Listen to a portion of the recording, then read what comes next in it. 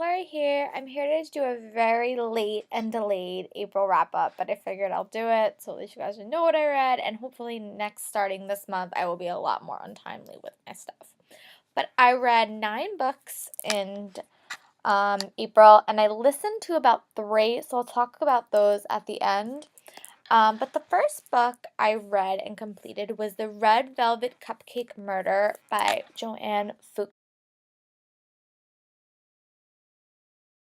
5 stars because it seriously surprised me. Joanne Fuqua is a very, very formulaic writer, and now that I'm completely done with her series as it's all out that I've read, I will do a mini series review at some point. But she's a very formulaic writer, and this book really broke the mold with that, and it really surprised me.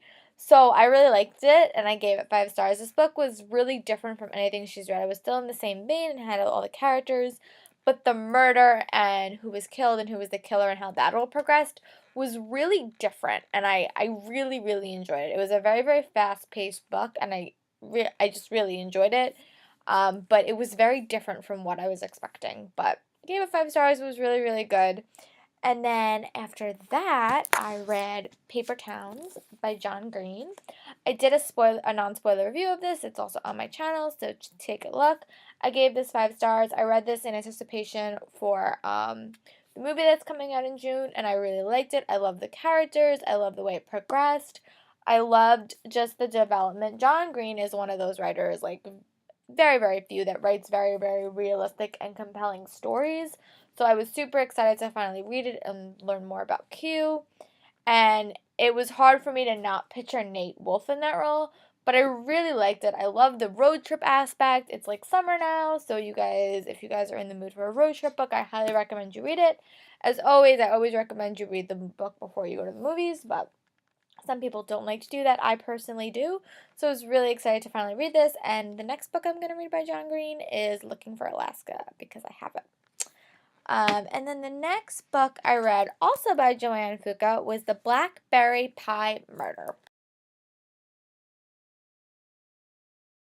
Super surprising. I gave this book 5 stars, and this book was really different because there was a murder at the start of the book, but Hannah was the one that caused the murder, I'll say that. And I'm not really giving anything away because it's on the front flap of it, but I really like the book, and it was really interesting to see how Hannah changed in this book and how the people around Hannah changed, and it made me see who she might end up with. Ultimately, it didn't go the way that I wanted because I have completed the series, but I really like the development and everything that happened in this book. It was a really interesting take for the story, and I was very excited to read the book after that, which I have recently completed, and I will talk about it in my May wrap-up. But yeah, it was very good, 5 stars. Again, I've said this before, I love the world building. It's just a creative world. It's a really, really easy book to read. Not a whole lot to think about, but they're just really, really fun. And she gives you really, really good recipes as well. So if you're into baking, I highly recommend you see this. And check out my series review that will be coming soon. And the next book I read is We All Looked Up by Tommy Walker.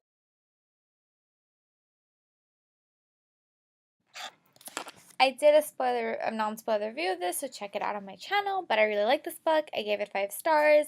Basically, the premise of this book is there's these 4 characters. They live in a town, and it is revealed that an asteroid is going to hit Earth, and it is a 60% chance of hitting Earth. They're not sure, and the whole book follows their progression of leading up to that date and how the asteroid affects their relationships and what causes it has, what effect this asteroid has on their lives and on the world. And it's a very dark but realistic apocalypse book.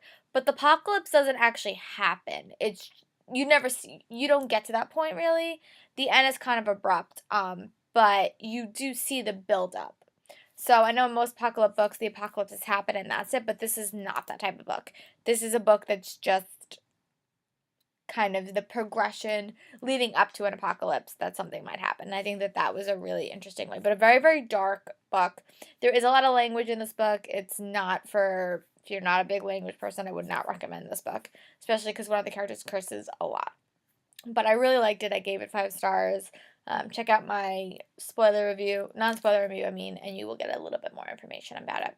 But, and then the next book I read was Mitosis by Brandon Sanderson, which is the novella that's after Steelheart, but before Firefight. I really like this book. I gave it like 4 stars. It was a really good, it was a very short novella, but it really did connect the 2 novels, and I was very happy to have it and see like a mini David adventure. I love David. He's such a fun character, and it was great to see him again. And also see another way that he tackled and killed some epics. And the next book I read that I also gave 5 stars to was Spirit Glass Charade by Colleen Gleason. This is the second book in the Stoker and Holmes series, and I also have a review up about this. This is a spoiler review. And if you guys are interested in seeing a non-spoiler review of the series, let me know. I read the first book before I was on BookTube, so if you want me to do a spoiler review about the non-spoiler review about the series, just let me know. And the next book I read was Firefight by Brandon Sanderson.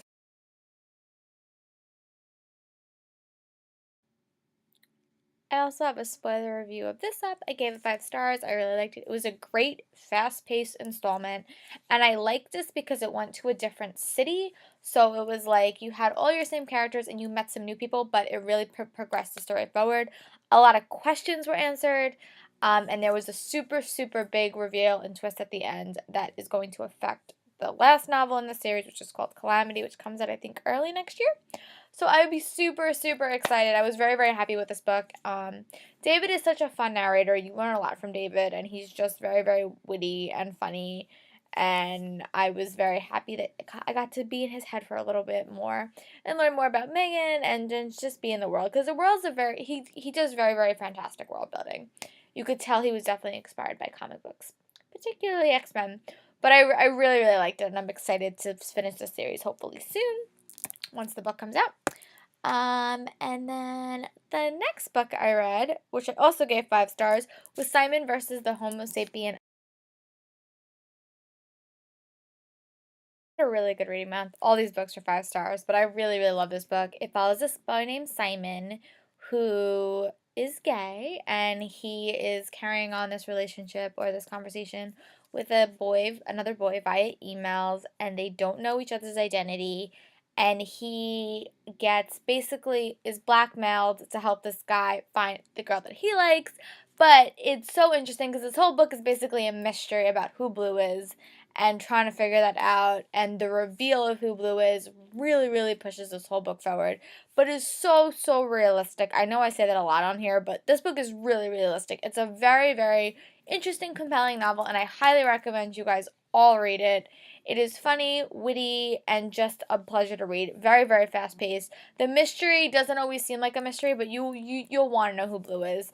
And Simon is just a fun narrator, and he just makes me laugh, and he reminds me of all the boys I went to high school with.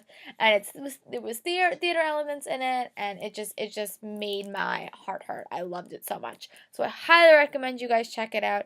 Check out my non-spoiler review, which I did on this channel. I'll try to link it below when I post this video. But it was a very, very good book, 5 stars. Go out and read it. And then the last book I read was Rebel Belle by Rachel Hawkins. I gave it 4 stars. I really enjoyed it. There was some things about Harper's characters I didn't really love, but I love the relationship that developed between Harper and David, and the twist at the end was really, really interesting. But the ending, there was some things I loved about the ending and some things I didn't love about the ending. I felt like she kind of dropped the ball a little bit at the end with it. But I'm going to reserve judgment until I read Miss Mayhem and see what happens. But I really, really liked it. Check out, I'm going to do a non-spoiler review on the first book, so keep an eye out for that. So those are all the books I read. I've been going into the city a lot this month, so I was able to listen to a lot of audiobooks. I'm not going to touch pictures, but I will tell you what I finished reading. I finished reading Veronica Mars, The $1,000,000 Tan Line, which is actually read by Kristen Bell, and I really, really liked it. It was so nice having her read me books. And then I read Mr. Kiss and Tell, which was not read by Kristen Bell, but I really, really loved that mystery. I thought it was fantastic, so fast-paced, so interesting. I just wish Kristen Bell would have read it, but other than that, I really, really enjoyed it. And then I listened to the entire series of Chris Colfer's Lana Stories, The Empress Returns, and I can't remember what the last one was. But I really, really love them. I love having Chris Colfer read to me. He is a great, fantastic storyteller, and the world is just so complex and so diverse. And the ending, let's just say that next Lana Stories book better come out very, very soon because I need to know what happens. But I will continue listening to these books because he's just a great narrator. So I hope you guys have had some fun listening to me. Sorry about the delay. Now that school's like over, it's over Tuesday, I will have a lot more time to make videos. But I hope you guys are having a great day.